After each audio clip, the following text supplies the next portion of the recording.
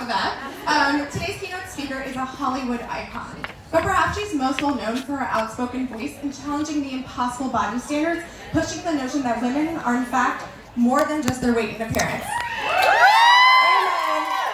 She stands for a mission that obviously we can all get behind, and we're so thrilled to have her here. So I need you guys to give a warm AF welcome for Jameela Jamil.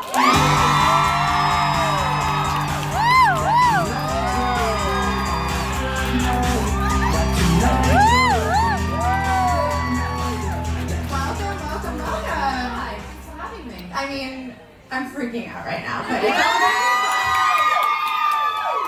So what I love about your story, because I'm going to start at the very beginning. Okay. So you were an English teacher. Yes. You were not the very. Yeah, not the very. You were a 2-year-old English teacher. But you were an English teacher, a radio DJ. I mean, I don't think people know that story about how you kind of transitioned your career into what it is today. So can you tell us a little bit about how you went from English teacher to famous celebrity? I mean, mostly it comes from the fact that when I was 17, I was hit by one car into another car and hurt my back so badly that I couldn't walk for a year and a half. And that, when you can't piss on your own, it gives you a strong sense of perspective in life and makes you less afraid of things like your thighs or men or anything. It just kind of, it galvanized me to become a bit more fearless. And then also, I read this book called The Yes Man by Danny Wallace, which I really recommend to everyone. Someone who says yes to everything for 1 year in order to get out of their depression. So other than anal, I have said yes to almost everything. And so when I heard about the audition for this big TV hosting gig, I just went for it because what's the worst that can happen?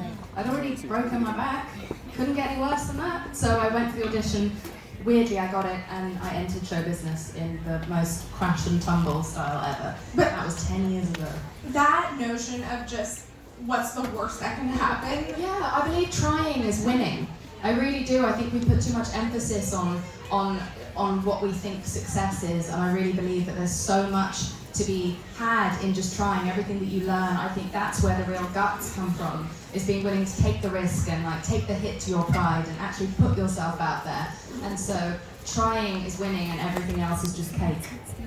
Amen. And I think also, like you said, that's character building. That's how you become the person you are, is trials and tribulations. I make mistakes all the time. I do it really publicly on my social media. I make mistakes constantly, and then I get called out by like 800,000 people. And that's fine, because I have certain weaknesses that I have in my knowledge and like things that I don't know, and I have to learn these things from other people. And it's so important, if you're going to be an activist or if you're going to be a feminist or a feminist in progress, which is what I am, you have to be willing to take the L and acknowledge that we aren't omniscient. We don't know everything. We can't know everything, and also everything's updating all the time. We're like iPhones. We just have to update alongside everything else and not hate ourselves for not knowing everything yet. And so be willing to shut up and listen and learn, which is what I have to do. And I can't be too proud about it because I'm in a very public space, and it's so problematic if I pretend like I can't hear the people that are rightfully telling me that I'm wrong.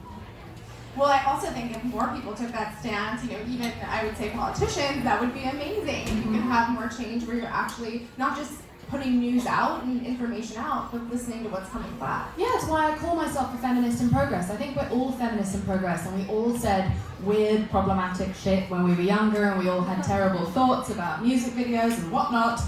We've all been there. And we're all kind of growing up and growing out of it and being taught, and we're having to unlearn so much of our own internalized misogyny. And so we have to do that together, and we have to not shame each other about that. Absolutely.